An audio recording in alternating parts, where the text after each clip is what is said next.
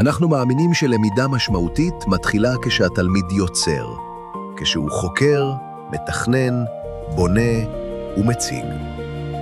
אבל בדרך ליצירה, תלמידים נתקלים שוב ושוב באותם חסמים. ממשקים מורכבים, דף ריק שלא יודעים מאיפה להתחיל, והמורה נאלצת להתפצל בין תלמידים ששואלים, מה עושים עכשיו? LearnFlow נבנתה בדיוק כדי להסיר את החסמים האלה.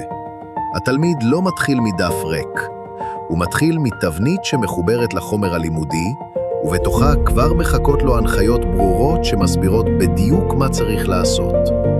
כשהוא מוכן, הוא פשוט לוקח את המשימה ומתחיל לעבוד.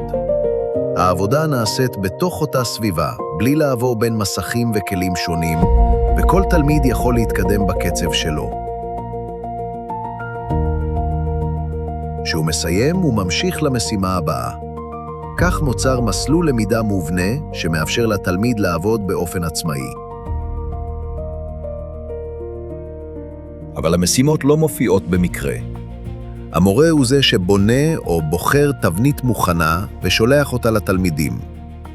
בזמן שהתלמידים עובדים, הוא יכול לעקוב אחרי ההתקדמות שלהם, להבין מי התחיל, מי נתקע ומי כבר מוכן להמשיך הלאה.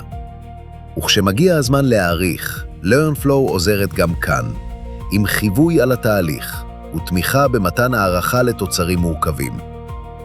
אבל בזמן האחרון, ה-AI פתח בפנינו עולם חדש לגמרי של יצירה. עולם שבו אפשר לחבר הכל יחד. ועל זה, בסרט הבא.